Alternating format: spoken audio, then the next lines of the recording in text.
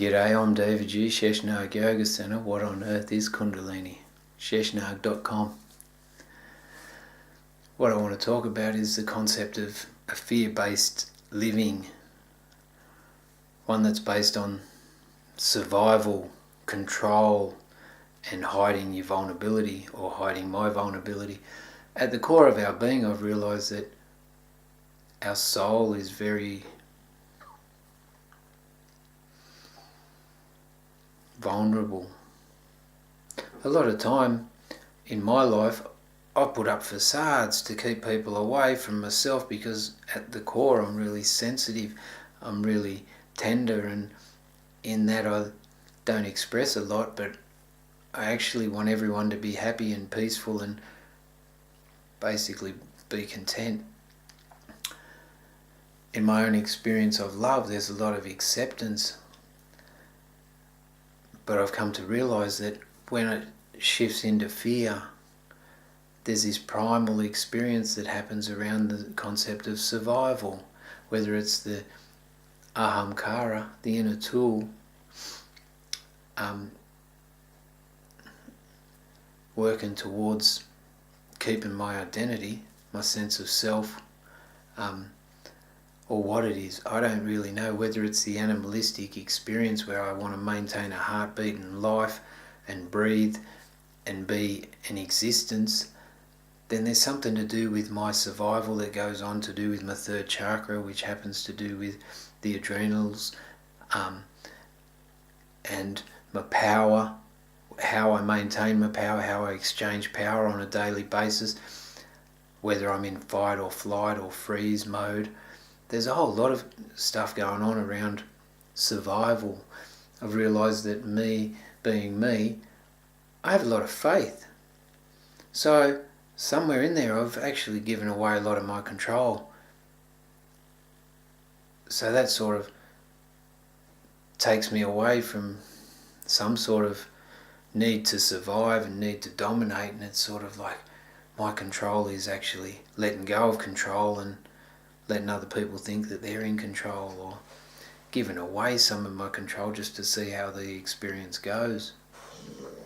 At a deep level, it's really fear-based when it's based on survival, because survival, you're going to survive anyway. Your soul's in a body that's impermanent. It'll depart, and then there'll be that part will continue. Transmigration of the soul, it's talked about through every philosophy on the planet.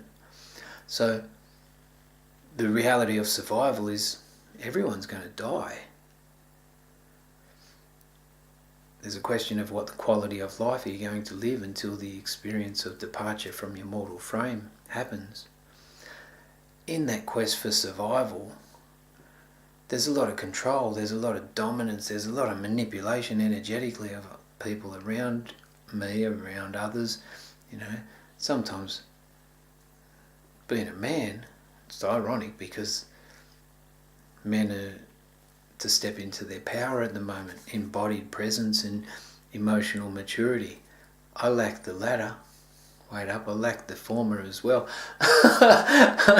Looking at my ancestral patterns of my dad, I realised that he actually plays passive, but he's actually holding the reins, which is a beautiful thing to see, because I know that sometimes power can be in the submission. And sometimes if you choose to lose, then it gives away the need to be seen as controlling and the need to win. So in that, survival, it's all temporary. Control's a neuroses around, I've tried it mate. I've tried to control everything and it didn't end well. So at the moment I thought, I might give over control. That didn't end well either. And then I thought, how vulnerable can I be? And the vulnerability, it's I like it, because people can relate to it and people value it. They respect it when you show your true self. Don't need to be so vulnerable that totally spent and you're like an existing shell of a former self, the vulnerability is the purest expression of your own being. A lot of the spiritual techniques are around meeting in vulnerability. Drop all facades and be soulful in the connection. To get to that point, to drop everything, to not bring any stories in, is really hard and difficult as a human, because for me, I've got imprints of pain throughout my being that keep affecting my experience of life, around the experiences of trust, around the experiences of safety. For me as a person, to be vulnerable is a beautiful thing. A lot of time I act invulnerable. So it's really confusing and challenging at the moment on the planet with all that's going on around stepping into the empowered man, removing ancestral patterns, copping hits from here and there to do with being submissive or being seen as non-responsive. It's a very big challenge. I give myself a break. Hats off to me. I give myself a high five. Because I'm still here, I'm still resilient. But I'm at a point where my self-worth is overriding a lot of things, because I know that I'm worth it, and I know as a being I can influence a lot of energy on the planet, and I want to play my part, and I want to play it firmly in the transformation as we go into the new paradigm. So, something to think about.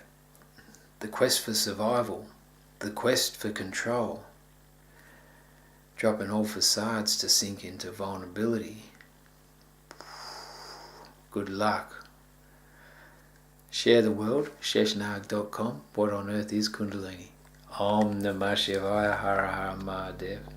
Peace.